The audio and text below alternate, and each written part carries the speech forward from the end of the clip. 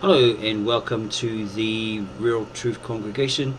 I'm the host, the Couch Kumara, aka Clever Sausage, and today I'm going to bring you an extraordinary but rather informative history of the original Church of the East, the Nestorian Church, founded by Thomas, Thaddeus, St. Peter, Bartholomew, and others, right? Okay, but first a little history on the Patriarch. This is Benjamin Mar Shimun, at that time the present Patriarch, in the 138th Catholicos of the Assyrian Christian Church of the East, and he was consecrated in April 12, 1903. Okay, he wields his authority from the little alpine village of, I can't read what that says. Okay, Kuchenis in the Kurdistan mountains, bears the title and is a direct lineal representative of the priests who sat sixth at the Council of Nicaea. Now, this is a book by called The Death of a Nation, the Ever Persecuted Nestorian or Assyrian Christians. The Ever Persecuted Nestorian or Assyrian Christians, by Abraham Johann, PhD, with 27 illustrations and something else. Can't really read it. I think it's smaller. Still can't read it. And it's published there, 1916, I think that says. Okay, a little bit about this Patriarch. Okay, where's this book? Okay, because it's been left off Angel Gabriel Roth's website, the AramaicsScriptures.com. He took it off, or removed it for some reason. I did do a video which clearly showed it there. Okay, just a little about this Patriarch. Okay, somebody was questioning him about the supposed original manuscripts. Okay, so he said, with reference to your letter, he was obviously sent a letter concerning the translation of the Aramaic Bible and the originality of the Peshitta text, as the Patriarch and head of the Holy Apostolic and Catholic Church of the East, founded by Thomas, etc. in the 1st century, we wish to state that the Church of the East received the scriptures from the hands of the blessed apostles themselves, the disciples, Thomas, etc., in the Aramaic original, the language spoken by our Lord Jesus Christ himself, or Ma Isho Mashika, Jesus the Messiah, and that the Peshitta is the text of the Church of the East, which has come down from the biblical times without any change or revision. Attested by Ma Esai Shimun, by Grace Catholicos, Patriarch of the East, in 1957, who was later assassinated around about 1975. Okay, so yeah, we'll have a look at this book. Okay.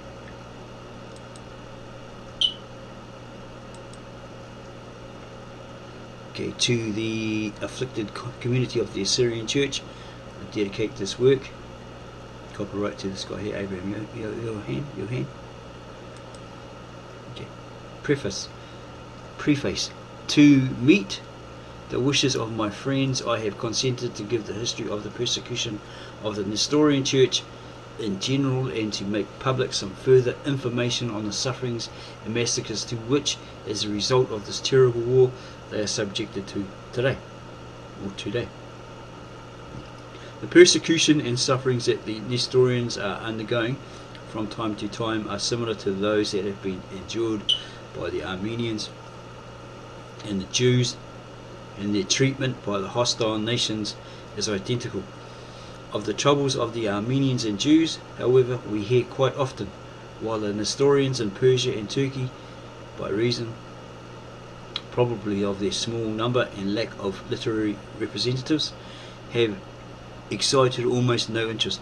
They have no advocates in the cities of Europe and Asia. In the highlands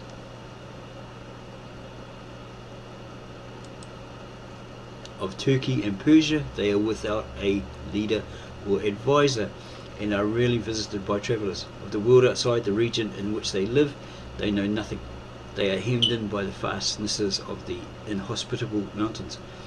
During a titanic struggle marking the death of nations, While the moral foundations of the world seem to be moved, it is not an easy matter to awaken interest in small communities which heretofore have claimed but little of the thought or concern of the public.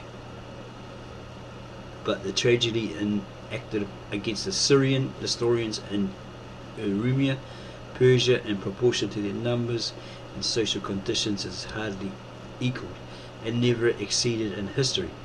It has brought baleful influence,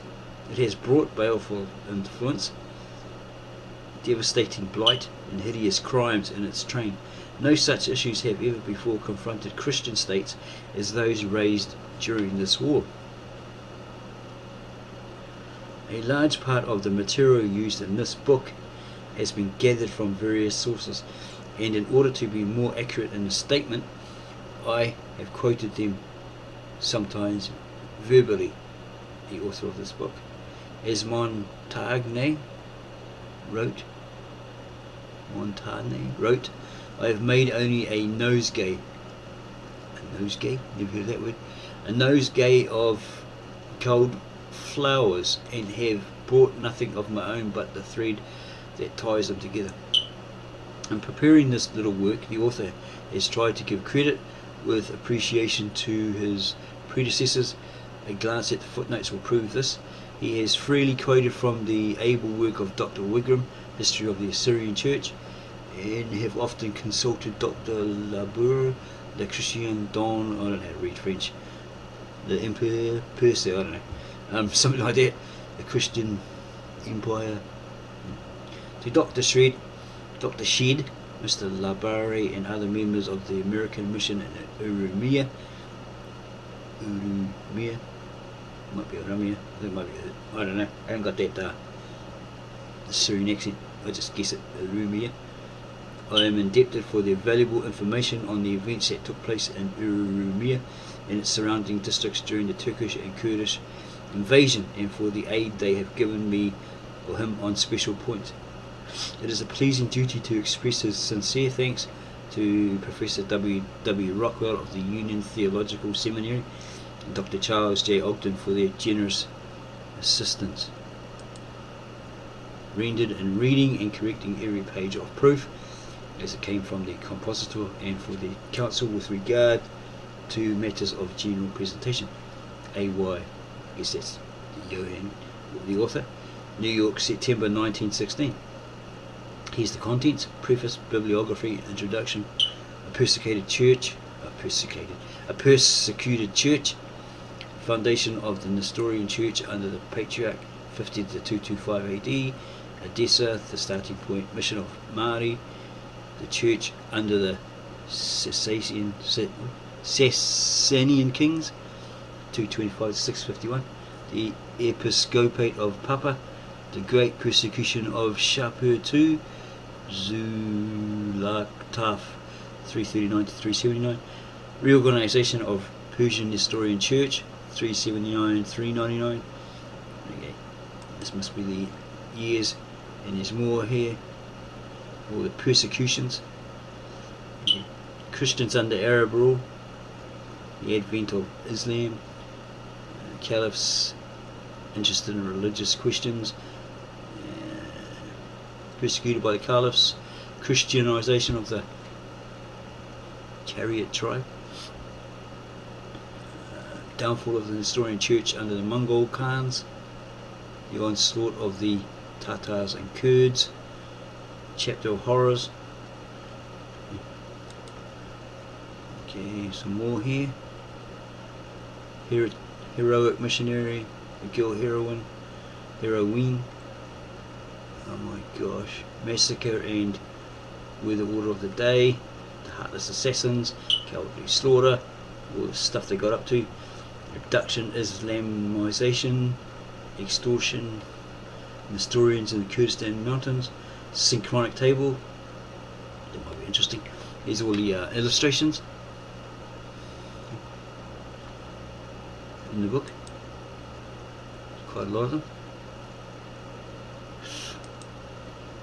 List of works referred to or quoted from: East Mar Esai, Arnold preaching of Islam, Esamani, apparently it's Bibliotheca, that's what Angel Gabriel Roth on his site, the AramaicsScriptures.com, refers to. I tried to find it online, but I got like a silly site. Yeah, it was a mixture of everything. Weird. What this guy was into. Okay, here's all the sources here that the authors used. Okay. The Death of a Nation. The Death of a Nation. Introduction. Who and where are the Nestorians?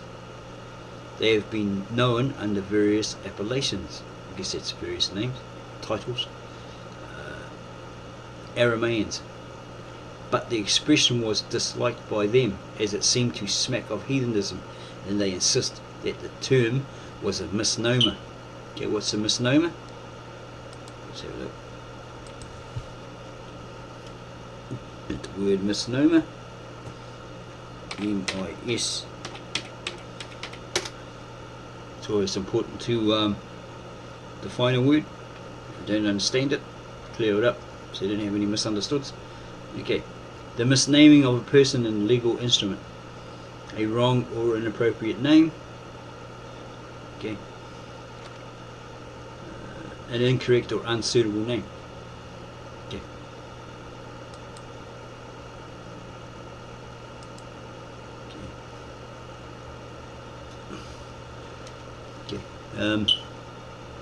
Yeah, so they're saying that that name is a misnomer given by the Jews to all who were outside the pale of Judaism, or that circle, that embrace of Judaism. Okay, Chaldeans is the name by which they have been recorded in certain ecclesiastical documents and rituals to designate their ancient origin as a race and the relationship to Abraham, who was from Ur of the Chaldees, Mesopotamia, which is in Assyria. They may therefore justly lay claim to the title as descendants of the ancient Chaldeans, and no valid objection can be urged against the assumption. It is evidently in this sense that that Esamani uses the term where he says Chaldeans or Assyrians, whom from that part of the globe which they inhabit we term Orientals. Ainsworth, in his travels and researches in Asia Minor and Mesopotamia, correctly styles them Chaldeans. And Mr. Layard, that's Henry Layard, who found who dug up the original Nineveh library. He found those 50,000 cuneiform tablets with his friend Muzd, the Arab, I think he's a Muslim.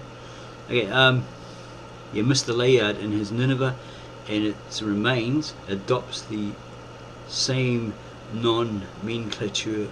On the other hand, certain writers like Gabriel, Bishop of Hermes-Dasher, and Daniel of Resh, Aina, identify the Chaldeans with astrologers and heretics. Okay, I've actually been told, and treat them as such, I was actually told by one Assyrian under a video in the comments that yeah, that's how they saw them. The Assyrians saw them as astrologers, magicians, and heretics, right, that cause trouble. Okay, they were like wicked. Since 1681, when the Metropolitan of Diyarbakir was first consecrated by the Pope as the Patriarch of the Chaldeans, the term is confined almost exclusively to those members of the community who have joined the Roman Catholic Uniates. What's that? What's a uniate? I've never heard of that. Yeah, who joined the Roman Catholic Uniates. See if we can find that word. See if we can pick it up. See what the hell that is. I've never heard of that word. Uniates. The Uniates. What are they? Oh, okay. Of or relating to the Eastern Catholic Churches. A member of an Eastern Catholic Church. Russian Uniate from Polish uniate, uniate, the union of breast, la la la la la. A Christian of a church adhering to an Eastern rite and discipline but submitting to papal authority. So, okay, by the sounds of that, although Eastern Catholics are in full communication with the Pope and members of the worldwide Catholic Church, they are not members of the Latin Church. They broke away from it, which uses the Latin liturgical rites, among which the Roman Rite is the most widespread. The Eastern Catholic Churches are instead distinct, particular churches, sui juris, or they maintain full and equal mutual sacramental exchange, blah blah blah. They don't do the Mary worship and all that sort of stuff. Yeah. So,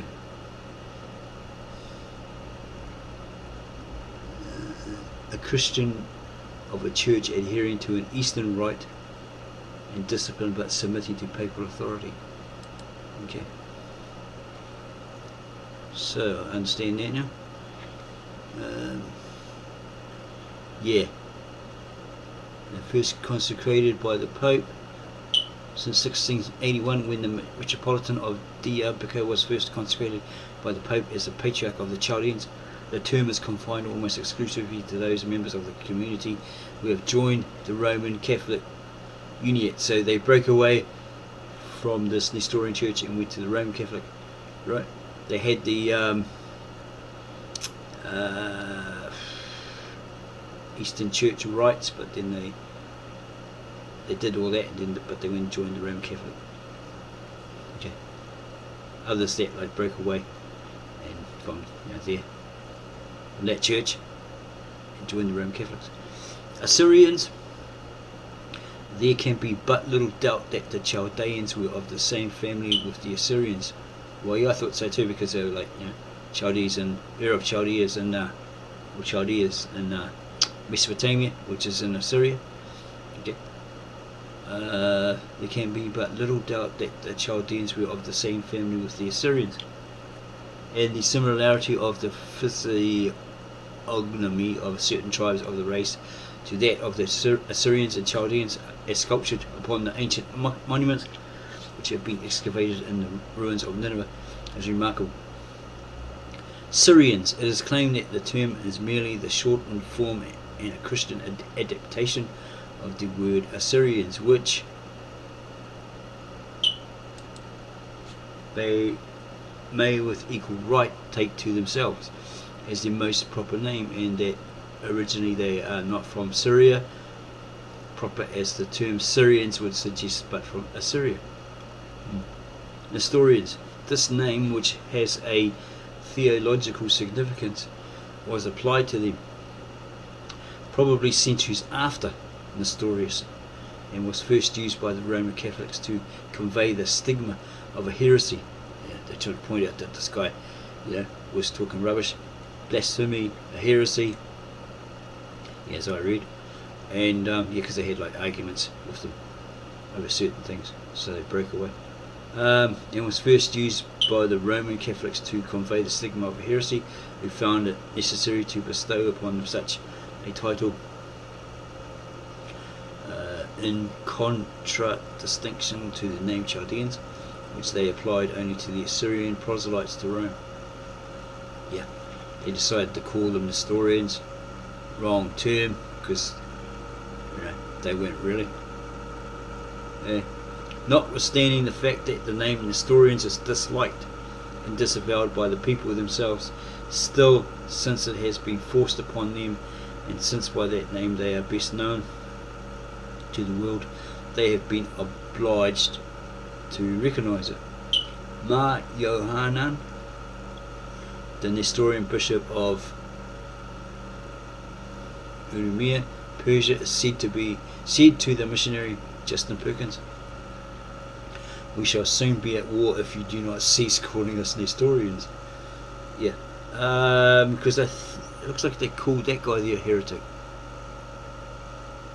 I think they were, and anyone that followed him, his theology, etc., they were considered heretics. So they seem to want to separate themselves from that particular man, deemed by the Roman Catholic Church a heretic. Yeah, we shall soon be at war if you do not cease calling us Nestorians. The home of the Nestorians. The original home of the Nestorians is supposed to be in Assyria or Mesopotamia, with its headquarters at Seleucia Ctesiphon, the twin capitals of Persia on the river Tigris. This beautiful country, as a connecting link between East and West, has been doomed to be the battlefield for the everlasting contending races of the Eastern and Western empires, first between the Greeks and Parthians, then between the Romans and Persians, and later between the Turks and Persians. A war between the Eastern and Western states always spelled persecution for them. A Persian war with Rome and a persecution of the Nestorian Christians had usually gone hand in hand and made little difference to the persecuted, which caused which. And as the Christians were found both in the Eastern and Western empires, in either empire they were looked upon as suspects and sympathizers with their co-religionists in the land of their enemies. Consequently, whenever the emperor of either state returned from war defeated, he would wreak his vengeance on the Christians of his own land and make them pay the bill. The other states naturally protected. During the present war, however, the Turks and Persians, who had always been in arms against each other, forgot their quarrels and joined hands against Christians. It is a holy war. Thus, this Christian community formed a buffer between the two antagonistic faiths of Europe and Asia. Consequently, they were exposed to constant persecutions and massacres. Their cities were destroyed, country ruined, and the population partly exterminated and partly banished into distant lands. The remnant who escaped the ravaging sword of the Persians and the Romans, in spite of all these vicissitudes, still lingered around their ruins, spoke the language of their ancestors, retained the name of their race, and clung with many tenacious roots to the soil of their birth. This ill-fated community has seen unnumbered woes in its religious and secular history, but its bitterest cup had to be tasted in the 20th century. They have always turned the cheek, but the enemy is not yet convinced that it is wrong to smite them. The Mohammedans' hatred of the Christians in the East, there you go, they hated them. Okay, they still do today. Have a look in their Quran. Yeah, it states, I can't remember, Surah 2 or something, Surah 2. There's a video on that. Yeah, it states that they're their enemies. They hate them with it. The Mohammedans' hatred of the Christians in the East, where the religion is determinant of nationality, is unintelligible to the Western people. They are dwelling in the same land and living side by side for generations in peace and quiet, for all that is abating no jot of bitter hatred. And it blazes up like the fires from a long dormant volcano at the least opportunity for its indulgence. After centuries of persecution, however, they were gradually driven farther east into Media and Persia. Today they are found roughly in that period in a district which lies between Lake Urumia, Lake Van, the eastern Tigris, and Mosul, partly under Persian and partly under Turkish rule. So they have always been caught between the upper and the nether millstones. Their number is given as 190,000, whereas at one time they boasted a population more numerous than all the other Christian bodies combined. Their present patriarch, East Mar Esai Shimun, who was consecrated in 1903, at that, they're talking about him being the patriarch in that period, right, is the 138th Catholicos of the East, and the 14th of those who have resided at Kaukasus in the Kurdistan mountains. For convenience, they may be divided into three or rather four general groups. The first group, that's the village of Kaukasus, the patriarchal seat. The first group numbered about 30,000, are residing in the villages and city of the plain of Urumia, Persia and its environs. These suffered terribly as the tides of war between the Russians and Turks ebbed back and forth over the plain. The second group, consisting of about 90,000, were settled in the central Kurdistan mountains, Turkey, since the 14th century.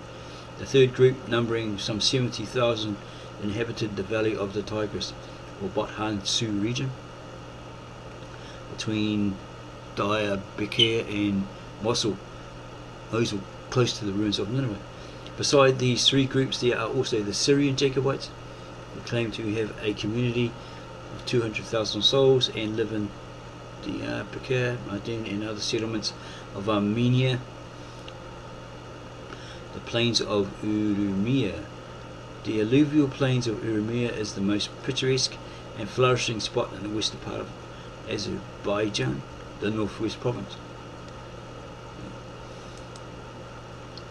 of Persia, bounded on the east, and it goes on about the description of that. The whole scenery is like the Garden of Eden.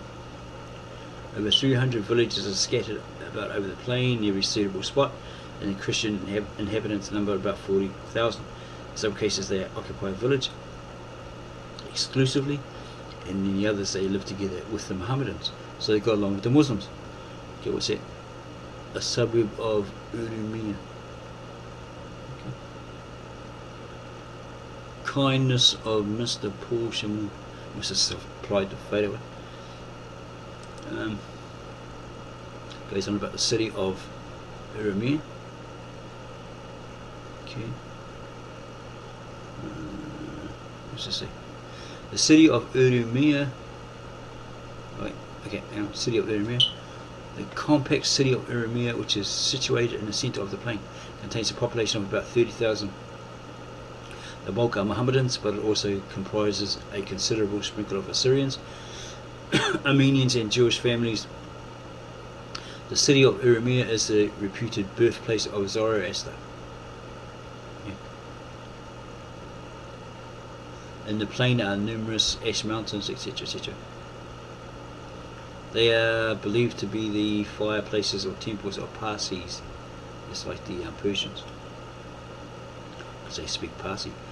Here is also the old church of St. Mary, wherein is the tomb of one of the three wise men who died in Urumia on his way from Bethlehem. The date of the settlement of the Assyrians in this district is not known, but Urumia is mentioned as the see of one of their bishops, called Abdisho, as early as 111 AD. Urumia is the headquarters of Christian activities. Here the American mission began its work in 1834 under the American Board.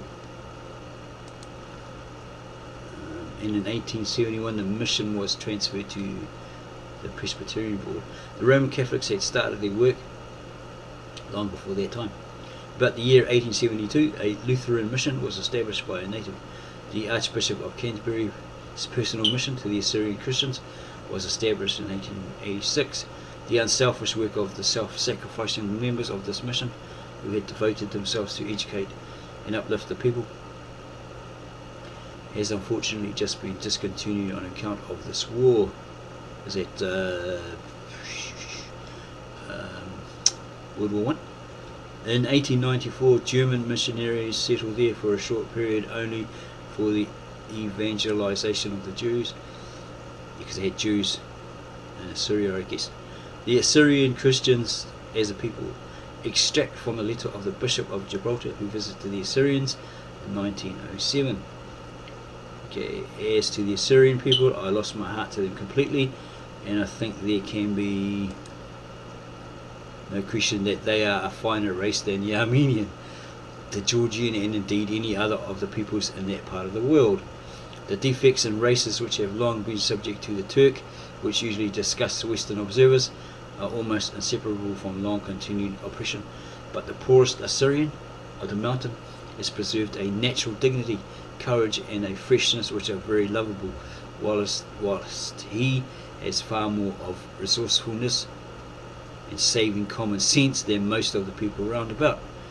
So they're a better lot of people, more genuine, more lovely, you know. And this, be it remembered, subsists in the face of tyranny and hardships. No matter what crap they're going through, they were still lovely, resourceful, and had common sense. Just long time great people, right? And this, be it remembered, subsists in the face of tyranny and hardships, which seem almost to become worse year by year. The freedom of their strictures and the manliness of their moral lessons will hardly be conceived by those who have been accustomed to annex to Eastern minds feelings alone of servility and terror. Mar Shimun's people struck me much in their ethnic capacity. I was not less struck with them as a church. That they are still very ignorant and backward goes without saying it could hardly be otherwise after centuries of seclusion. Yeah, there you go, because they've always been secluded. Yeah, so that's, yeah, they're saying they're not greatly advanced. Okay, after centuries of seclusion and persecution, then they don't know much about the outside world, and the outside world don't know much about them. Yeah. But there is a naturalness and simplicity and a spontaneity about their religion which is very attractive. In many ways they seem to be to him to illustrate the life of Christians of very early days, both in its strength and in its weakness. And again, whilst they have plenty of ethnic superstitions of their own, some derived from Magian sources, three wise men, the Magi, there is a remarkable absence of modern corruptions in their religion, or of such a mixture of pagan and Christian superstition as is to be found, for example, among the Orthodox in some of the Greek islands. Influence of Nestorian missionaries in India. There is a constant tradition of the Church that Christianity was introduced into India by St. Thomas the Apostle, and it continued for many centuries to flourish.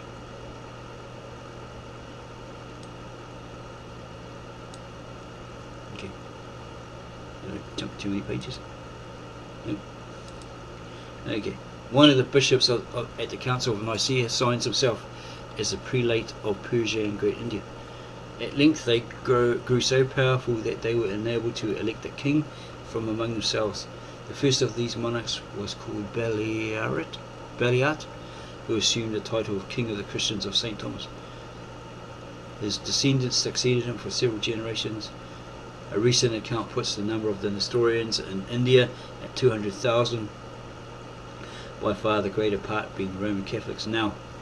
Yeah, I looked at a video of those churches in India, and it looks like the Roman Catholics have moved in on them. That's what it appears to me, but I could be wrong. But it's just the impression I got watching that video of Thomas supposedly starting their churches up there in all different places. Okay, their headquarters is at Malabar.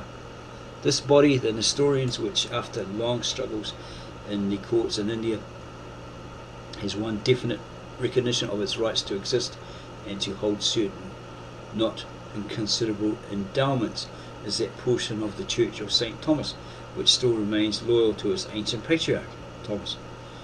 Anciently, the Church of Malabar was indisputably one of the many provinces whose metropolitans owed allegiance to the patriarchs of Baghdad, whose representatives as the present Mar Shimun, Roman Catholic, i.e. Portuguese. Interference cut them off in the 15th century from all communication with their chief, and these Nestorians in consequence became Jacobites in preference to becoming Roman. Rather than become Roman, they became Jacobites and submitted to the Patriarch Ignatius of Mardin. They could hardly have given a better proof of that their separation from the bulk of Christendom was for national rather than theological reasons. A portion of the church, however, remained in more or less uneasy subjection to the Pope. They felt uneasy. And these Syro-Chaldeans are a later separation from that portion, who split off about 1850 and then sought and obtained a bishop from the original and unforgotten patriarch, whose seat had in the meantime shifted several times and was at last at Kuchanis. Goes on about Nestorians, about Mar Shimun being consecrated. Okay, so it's history there.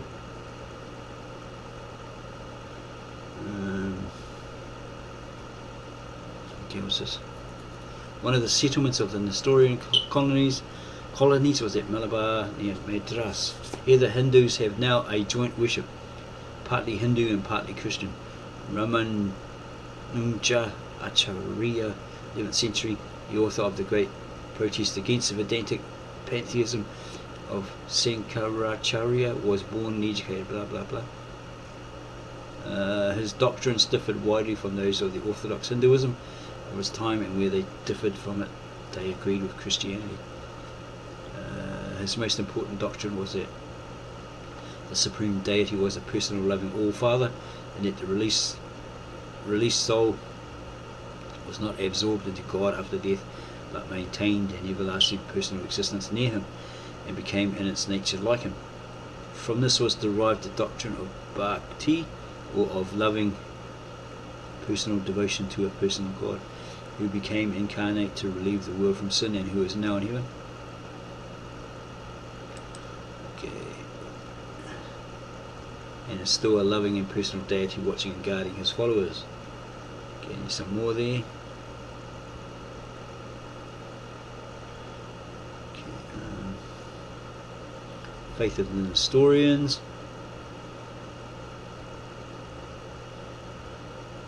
The Syrian or Chaldean Church accepts the first two ecumenical councils of the Christian Church, but it was cut off from the communion of the Catholic Church in the 5th century after Christ for rejecting the third council held at Ephesus in 431, which condemned Nestorius and his opinions. When the church was free of persecutions, for a while its internal life was disturbed by a new element, the vexed Christological controversies that brought heresies of various names in its train. Again, goes on about the Nestorians and monophysites. Okay.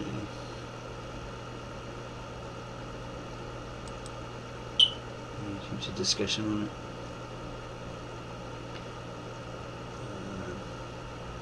Eastern Christianity was bound by the local peculiarities from which the Church of the West had shaken itself free. The Nestorian Church had been profoundly influenced by the geographical situation, physical constitution, mental temperament, and the racial characteristics of the Asiatic races who formed the bulk of the Church. I think it's talking about the Indians from India. And as the Christians themselves were making constant efforts to hold fast their faith, and at the same time to avoid the incessant persecutions, they were constrained to modify some of their teachings and adapt themselves to their environments and requirements.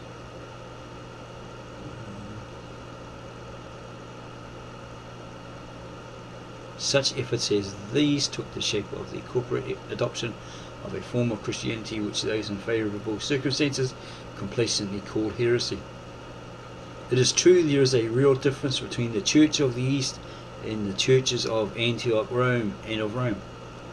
The Greek theology does not suit well the Eastern mind, nor does it sound well in the Syriac language.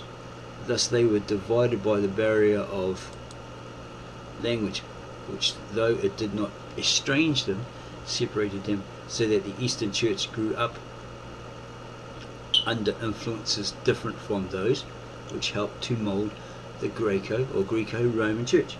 Nevertheless, the Nestorian Church had an apostolic origin and was in full communion with all the chief centres of Christianity. Many of their saints are recognised as saints by the Church Universal. That's probably the Roman Catholic Church. Such are the antecedents of these historical Christians, whose remnants the Mohammedans are seeking to destroy, root and branch. Yeah, there's in that article that I found, and I think I included it in another video. Their whole ideal, ISIS especially, was to rid the world of any other religion, right, and establish theirs as number one. They don't want any other religion on the planet, okay, except Islam. Okay, and that's what it states there.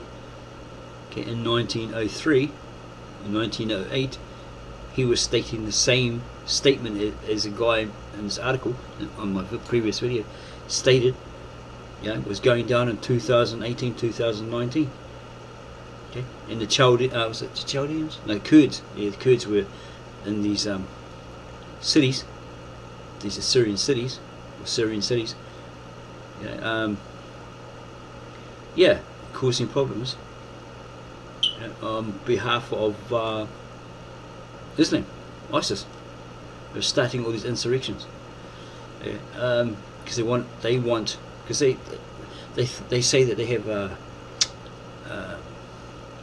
history of traditions, religion, etc. In the ancient Assyrian, right?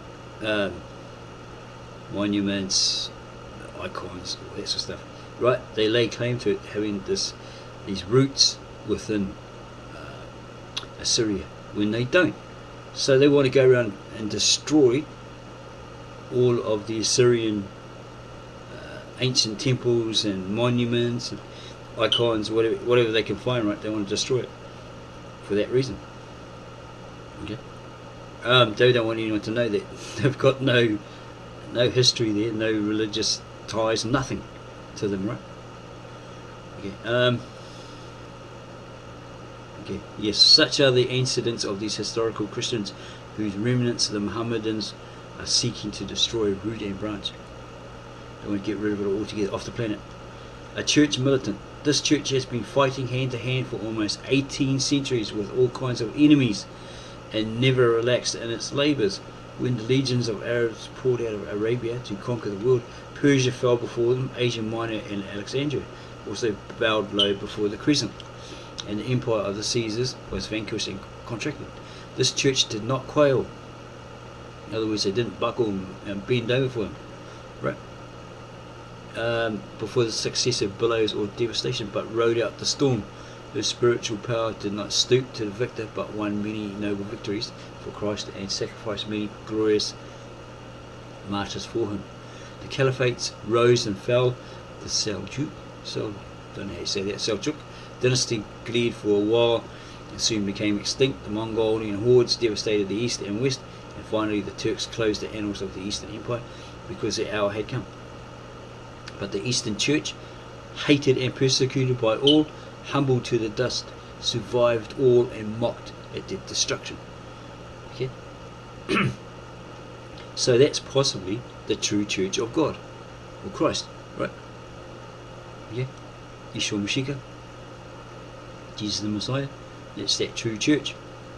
Why is it getting so much persecution by these others? Because they hate it so much, because it's the church of God. Yeah? It's established by God, it's the church of God.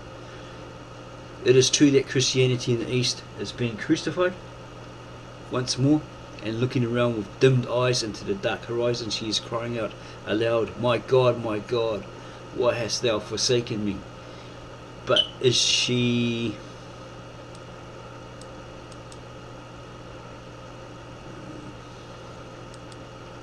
going to die? No way. Crucifixion does not imply the absence of God, but rather the nearness of salvation and the certainty of resurrection. Okay. Because people like Victor N. Alexander, translator of the Assyrian Aramaic or Asherit or Katav Asherit scriptures, is translating them into English, right? And his whole hope is to restore the apostolic faith, right? Yeah, the original apostolic faith. Okay, so is it going to die? No. Crucifixion does not imply the absence of God, but rather the nearness and salvation and the certainty of resurrection. The faith and prayers of these persecuted Christians, they're the ones that have been really persecuted, you know. You might get kicked and slapped and all that on the street, but these guys are going through hell for the last 18 centuries, right? 18 centuries. The faith and prayers of these persecuted Christians have been in time past mighty factors in overcoming the total destruction intended by the cruel persecutors. Who knows but that this gigantic struggle of nations today is breaking the dawn of a new day for the world? And if the blood of the martyrs is the seed of the church the Christians in Persia have truly made, their sacrifice there for nearly 1800 years, they have surely some right to hope against hope to have a share in evangelizing the blood bespattered Persia. The influence of the Christian mission in Persia, it goes on about that. The influence of a true Christian spirit, given by long years of the unselfish service of the devoted American missionaries in Persia, is won the respect and confidence even of the hostile elements who have already begun to show their appreciation. Okay. Tuesday, March 9, 1916. During the massacres, a Mohammedan orator made a speech in a garden in Urumia to a crowd of several thousand people, practically all Muslims. He said that Italy and Persia had joined in the alliance with Germany, Austria and Turkey, and of course were in the way of victory. Okay. America had taken no part in this war, but was doing good all over the world without regarding to race or religion, caring for the sick and wounded, feeding the hungry and befriending the needy. The American missionaries here, he said, have done and are doing this, and everyone should honour them and stand up for them. At this there was great applause. That little mission ark whose maker and pilot is God, driven on the disturbed sea of persecution, was the only hope of the Persian church, the tempest-tossed bark on the waves of the deluge, etc. Yeah, because at this point during the war, everyone's getting their butt kicked by the Germans. Rasputin had told the Tsar of Russia, don't join the Allies because they'll make all these promises, rash promises, and they'll follow up with them. They'll poo-poo on you, right? And he was right, because they did. After he had died, the Russian Tsar Nicholas was killed, etc., etc. Right, Rasputin was killed. Yeah, they were getting their bums. The Allies were getting their bums kicked by the Germans, and the British were at a point where they wanted to give up, surrender to Germany. But somebody suggested, a Jew, give us a state. We want Palestine. We want to put a state there, right, for all the Jews to go back to, like a homeland. And I'll give you the secret of how you Allies killed them in the war. So this person says, okay, that he was talking to, okay, we promise to give you the state that you want in Palestine. Now tell us, how do we kick their bums? So he says, bring in the Americans. The Americans, like, they want to show their might, the might of the great US military, right? So they brought them in, and sure enough, they kicked the Germans' butt, And then World War after that, the breaking of Versailles Treaty, etc., etc. And they're demanding the money reparation from the Germans for what went down in World War One. Yeah, and so forth. A little bit of history there for you. Okay. See, here, America has taken no part in this war. He's telling you in that era, World War One, they never took part in it until the Germans were kicking butt, and everyone else, the Allies, were losing, and this guy suggested bringing the Americans. Yeah. In this mission, in 1900s, right? Americans mission, religious mission was going well because they're helping feeding people, all that sort of stuff, all over the world. Okay.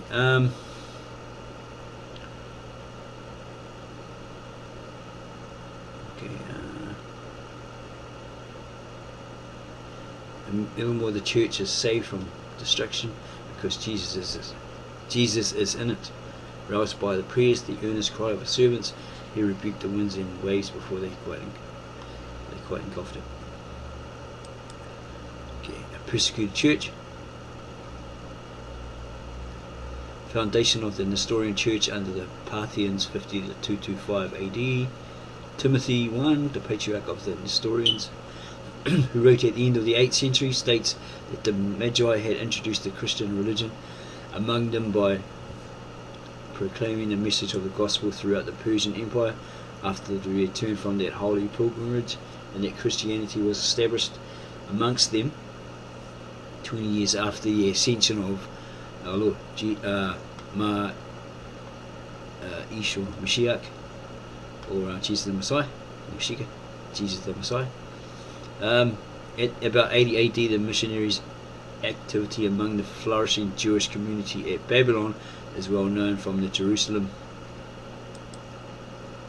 Talmud, where it is stated that Kanani of Capernaum was sent by his uncle Joshua to Babylon to counteract their influence. Okay, probably the Christian movement in these regions was started by the Parthians, Medes, Elamites, and the dwellers in Mesopotamia, who were in Jerusalem on the day of Pentecost and saw that great miracle mentioned in the Acts of the Apostles. These, if you have a look at the video, I'll put a link in the bottom underneath this video about the history of the Assyrian Empire.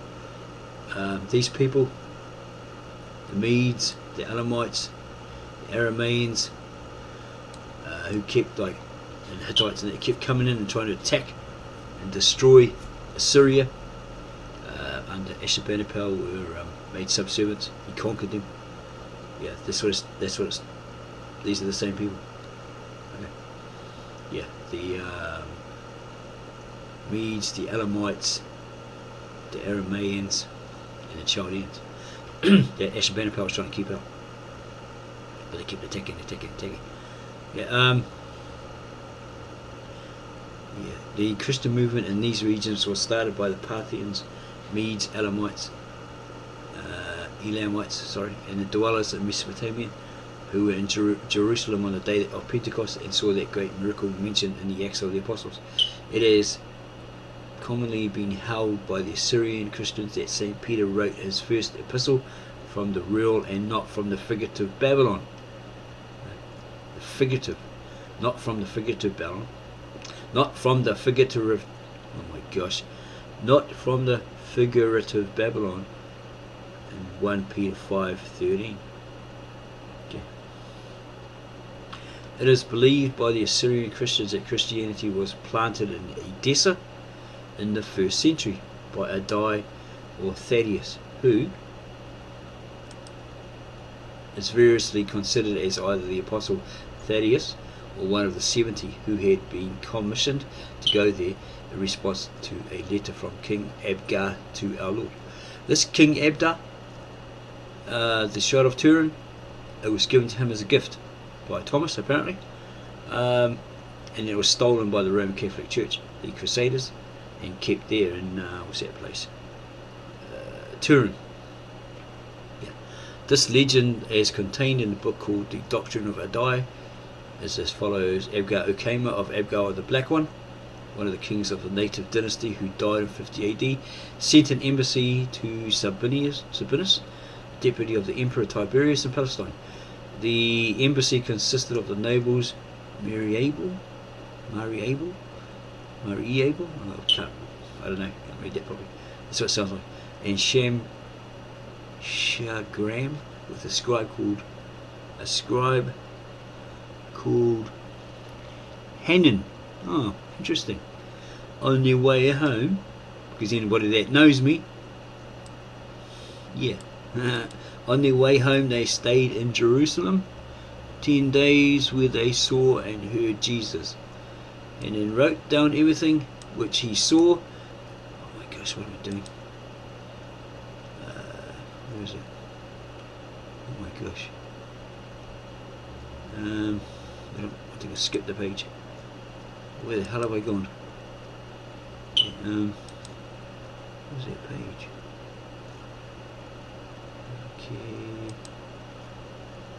Okay. Hanan wrote down everything in which he saw that Jesus did. So they returned in King Abgar. When Abgar heard, he wished to go himself to Palestine, but was afraid to pass through the Roman dominions. He therefore sent a letter to Jesus by Hanan the scribe. Abgar Ukama, emir of the country, he wrote a letter to Jesus, come visit him, to cure him. Without any medicine, he just touched him on, by hand, and healed, right? Apparently he couldn't come. Yeah, go and say, he replied to his messenger, go and say to the Lord, to thy Lord, the Master, that sent thee unto me, blessed art thou that believest in me, thou hast not seen me, for it is written of me that they which see me will not believe in me, and they which see me not, they will believe and be saved. Now touching what that hast written to me, that should come unto thee, it is meet, and it goes on. He has seen one of his disciples, that whatever disease thou hast, he may heal, and all that are with thee, and la la la la. So, in this famous letter of Christ to Abgar seems to have been translated very early into Greek and incorporated by Eusebius in his ecclesiastical history. Yeah, apparently Thomas went there with the shroud of Turin, gave it to him as a gift. The guy got healed because he believed, and yeah, later on the Roman Catholic Crusaders stole that shroud and took it to Turin. Okay, yeah. After the ascension, Adai, the apostle Thaddeus came to Edessa, healed Abgar, and Christianized him and his people. He died not long after that, I think. Thus, Edessa is the traditional starting point and the centre of the early Christian life. Yeah, Edessa is the traditional starting point and the centre of the early Christian life and literature. From the end of the 2nd century on, it was the centre of very active missions and a nursing mother to the national churches of Persia and Armenia. So that's where these original manuscripts, the Assyrian Aramaic or Asherit, Kitab Asherit, was compiled in Edessa around 800 BCE, by these scribes, right? And I think the Aramaic New Testament, those manuscripts given to the church founded by Thomas, from Thomas to them, the high priest, whatever, that had it, preserved it, was also compiled there. Okay. Here we go. Edessa was the capital of a small kingdom east of the Euphrates, the district of Osirhum, or Orhun, I don't know how you say it, from which comes a modern name Urhai, or Urfa, for the town, which in the Bible is known as Ur of the Chaldees. It had belonged to the Seleucid kings of Antioch, but as that region was divided between the Romans and the Parthians, and Edessa lay on the frontier, its history followed the usual fortunes of a border state. Until the end of the 2nd century of our era, Edessa was within the Parthian suzerainty. In the August of 1116, however, it was stormed and sacked by the Roman general Lucius Quietus. Did he do it quietly? Lucius Quietus. And in 216 or 10 years before the fall of the Parthians monarchy, the Romans took possession of Edessa and it became their colony. So this Lucius Quietus, did he like tiptoe and take it? Okay, bit of humour there. The ancient tradition of the Assyrian Christians declared that Mari, the disciple of Adai, Thaddeus, was sent by his fellow workers at Edessa to Seleucia as a missionary. He wrote back to them, "This land is like the soil full of thorns and thistles, a land of hills and mountains. Its inhabitants are worthless heathen. I am not able to do any good.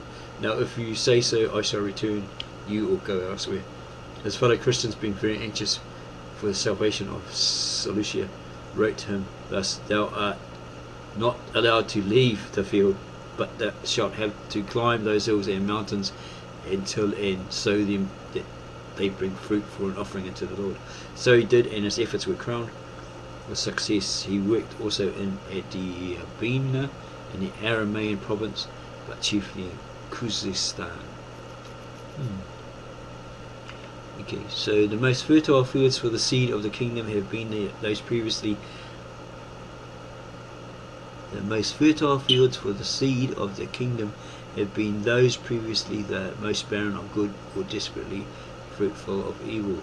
This tenacity with which men cling to error is a pledge of their tenacity to Christianity. When converted, the more fanatic non-Christian people have become more enthusiastic Christians. Natural impossibilities can never be pleaded in view of the commission. Go ye into all the world. Okay, there's some information there about Marcus Aurelius, a Roman writer, noticing the increase of the spread of Christianity in these certain areas, Parthia, Media, Persia and Bactria, steadily increasing among all ranks.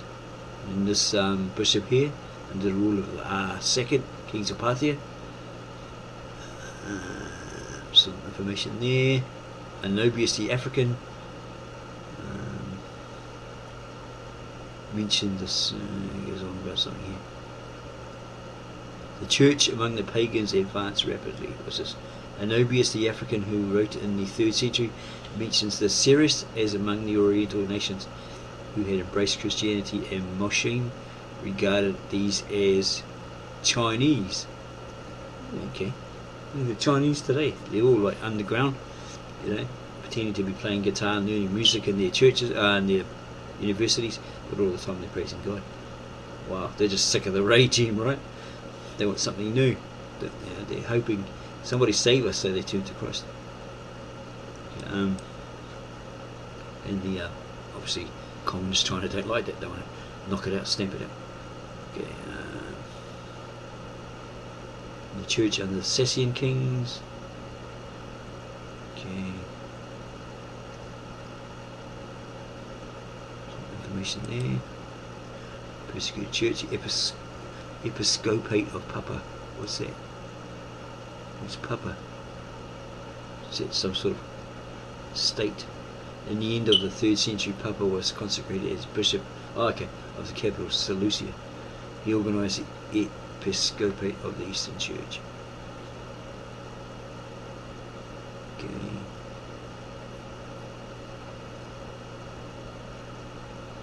Okay. This Papa tried to unite all the churches by the looks of it. And certain people opposed it. What's this? Papa grew indignant and refused to submit to the authority of the council, the first council in the history of the Church of the East, that met at Seleucia about 315 to investigate the matter.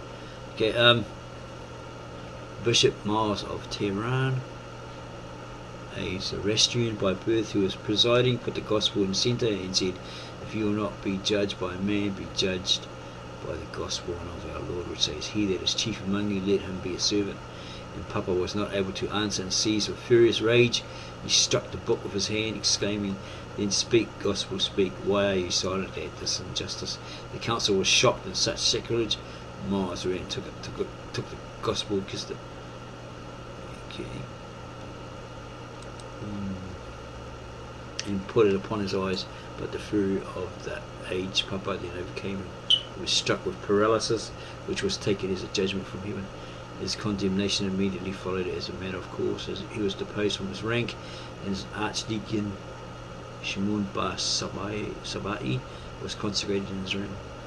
Okay, this guy here gets persecuted, whatever his name is, Shapur, there he is there. He gets persecuted. 339 to 379. Okay. Okay, as long as the Roman empire was pagan, the Persian church was tolerated. But with the Christianization of the emperor himself and his empire, things would change.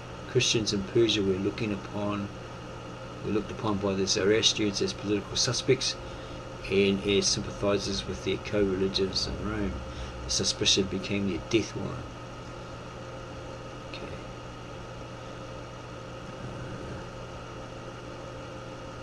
Okay. Thus, when Shapur returned from the war with Rome, sore at his humiliating defeat, he turned furiously upon Christians, declaring, "At least we will make these Roman sympathizers pay." He make somebody the scapegoat for your loss. Okay, a firman was issued requiring Christians to pay exorbitant taxes, overpriced, 2 high taxes, right, as a contribution to the cost of a war in which they were taking no part. The Mar Shimun Esai Catholicos being ordered to collect the same. He refused to obey the order on the double ground that his people were poor and that tax collecting was no part of a bishop's business. On this it was easy to raise the cry, "He is a traitor," and wishes to rebel. A second firman was issued ordering the arrest and death of the clergy and the general destruction of all Christian churches. Finally, another firman was given, commanding that all Christians should be imprisoned and executed. The persecution lasted 40 years, during which period men of all ranks suffered martyrdom, among them officers of the king who had embraced Christianity. The firman contained the following accusations: Christians teach men to serve only one God, and not to honour the sun or fire or defile water by their ablutions, to refrain from marriage and the procreation of children, and to refuse to go to war with the king. They have no scruple about the slaughter and eating of the animals. They bury their dead in the earth and attribute the origin of the light and darkness, of snakes and creeping things, to a good God. Shapur offered freedom both for Mar Shimun and his people if he would consent to adore the sun, but once on his refusal the order of execution was given. The flock of Sabai, 5 bishops and about 100 clergy were gathered together to hear his last words and to receive a solemn blessing. May the cross of our Lord be the protection of the people of Jesus. The peace of God be with the servants of God, and establish your hearts in the faith of Christ. In tribulation and in ease, life and in death, now and forevermore. They sealed their testimony on the morning of Good Friday, 339 AD. The scene took place outside Kafka of Lapat or Susa, where the persecution in this case began, but it soon spread into most of the Christian centres of the kingdom. Wigram says the ascetics were as much the object of persecution as were the clergy. The Zoroastrians regarded the celibate life with horror. Nuns were commonly offered their lives if they would consent to marry. Martha, as usual, was offered freedom by the Mobed, who tried her if she would consent to marry.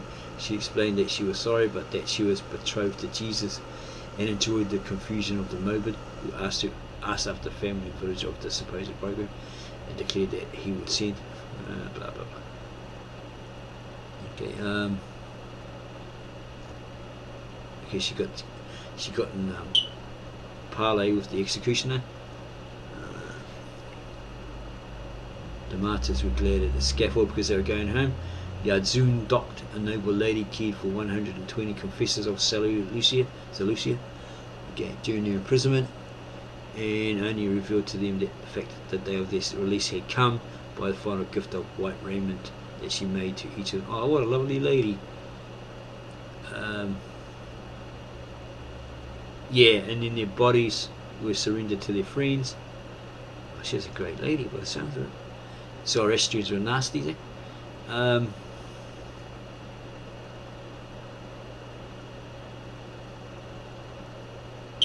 On another occasion, when the rite of burial was refused and the bodies left by the roadside, panic was spread among the Magi and triumph among the Christians by a mysterious light that hovered above the corpses.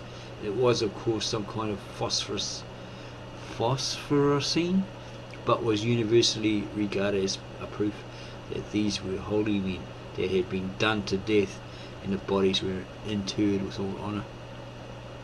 Yeah, up to the very end of his life, Shapur continued to persecute relentlessly, and it is only natural that as the persecution goes on, a bitter and resentful tone should creep into the minds of the sufferers and should find expression in sayings like, "You accursed king," or "I will not worship fire, but you will be burning forever in it someday." Okay, these are to be regretted, though one cannot wonder that a generation of suffering should have produced them. A man in a fury is apt to be off his guard. Yeah, well, it might have been a prophetic message from God himself coming to them. Well, look at the number of them that suffered. The long-lived shepherd also died at last August 379 AD, after a reign of 70 years, despairing of destroying Christianity. The persecution practically died with him. The worst of the storm was past, and the church, which had endured such a severe trial, could rest a while, recoup her energies and repair her organisations. Okay, mate, the persecution, like war, famine or any other disaster, made no permanent impression at all. Wow, what an amazing people. Okay. The moment the external pressure was removed, the work was resumed. They just carried on. They went through all the crap, smiled and carried on. Yeah.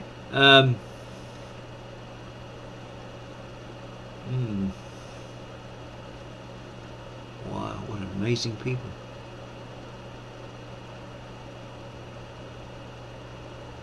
The martyrs stood fast in the face of death and refused to take their view of life from its immediate circumstances. Anaxarchus crying out while being beaten to death. Beat on at this case of Anaxarchus. No stroke falls on Anaxarchus himself. Was undoubtedly a disciple of the wide vision. Wow. Wow, wow, wow. What amazing martyrs. Wow. So all that crap, they still hung to what they believed in, still clung to it, because they knew where we're going. We're going there, we're going home. That's faith, man. Okay, plenty more persecutions of that church. Saint James, a dismembered, a dignitary in the Persian court, denied his Christianity to please the king. When he went home, his mother and wife refused to recognize him and turned away from him in disgust. Through this attitude, James realized his laxity of conduct painfully. If my mother and my wife treat me in this manner, how terrible it must be when I appear before the supreme judge, he said. And he presented himself again before the king, declaring that his denial was null and void, and that he was a Christian. The executioners, by the order of the enraged monarch, cut off his limbs one by one, hence his epithet, the dismembered. Oh my gosh. The fear of God, He realised, if I renounced it, I went yellow, this is what's going to happen in the afterlife. I go back and say, no, change my mind, I'm a Christian, so they killed him. Okay, hell of a lot of information there. Okay, let's skip ahead. See what we've got here. What's this? The Nestorian tablet.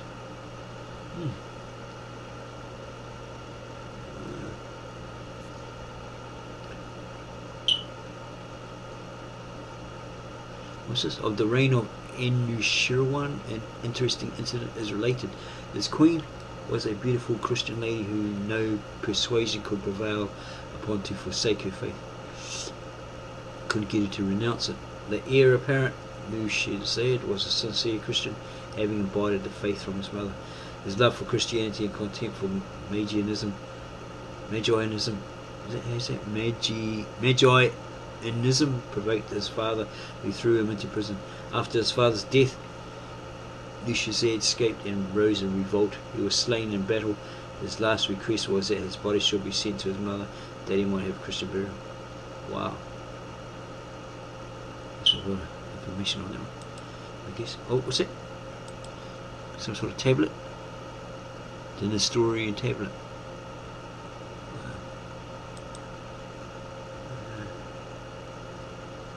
Yeah, it's like quite sad that they had to go through all that sort of crap, but they stood strong. Okay, the famous Nestorian tablet, a marble monument, the authenticity of which could not be impeached, discovered at Anfu. Okay. China. Okay. In the 17th century, contained the oldest Christian inscription yet found in Eastern Asia.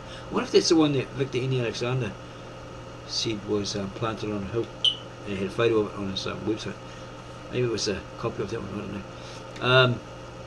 contains the oldest Christian inscription yet found in Eastern Asia, and so far is the only known vestige in China itself of a once prosperous mission.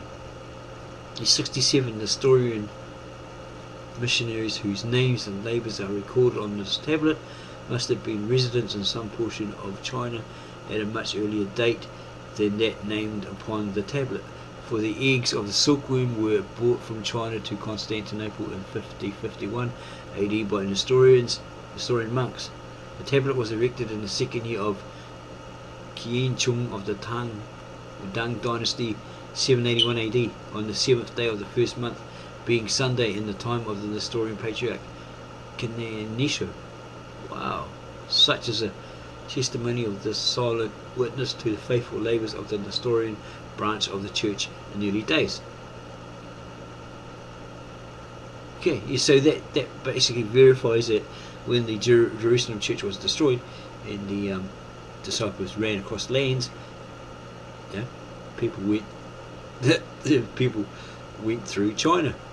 There's a record of it, that these disciples and whoever ran through there, and here's the list of it by the sound of it. 67 Nestorian missionaries whose names and labours are recorded on this tablet must have been residents in some portion of China at a much earlier date than named upon the tablet. Okay. Interesting stuff. Some more information. I guess there's quite a lot of the persecutions that they went through.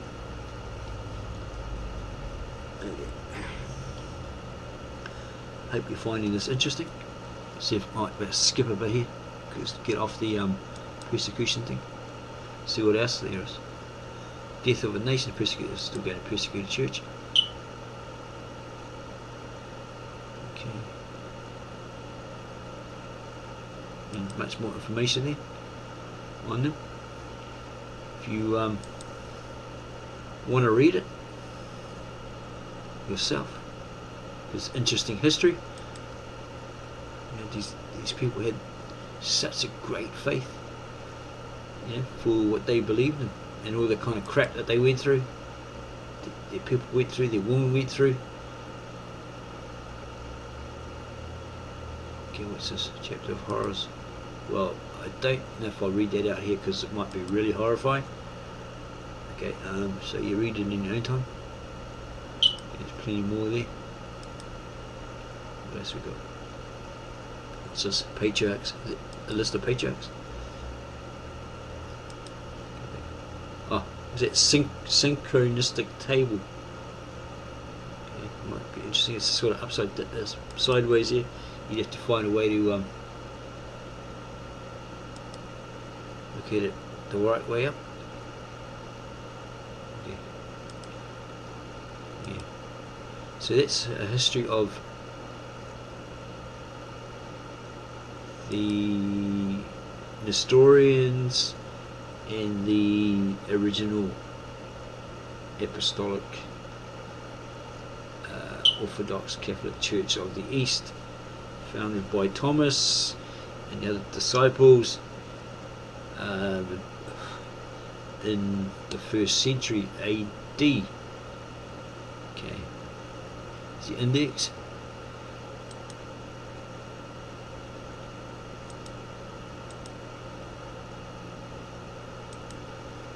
And there's a map of Turkey in the 1900s, I guess.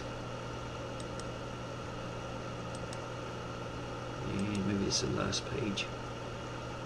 Okay, there's a due date. So it's quite an old book. So if you like that, I will leave the link to it underneath this video, so you can read it in your own time. Interesting book. Also can read it, tell you the whole thing. I might read it at my own time, at my own leisure, because wow, those people that listen to stories or whatever, no matter what crap they've been through for 18 centuries, these churches of the East, they're still loyal. Their faith is amazing, you know, etc, etc. So yeah, this has been the Couch Kumara, and I hope you liked that. Hopefully it was interesting and understandable. So if you like that, please subscribe to our channel, and we will bring you some more information on the original church, Apostolic Orthodox Catholic Church of the East. There's actually some videos of Mar Shimun that I could show you as well, the history of him. Okay, I'm trying to figure out why he was assassinated in 1975. There's a couple of others that were slaughtered as well.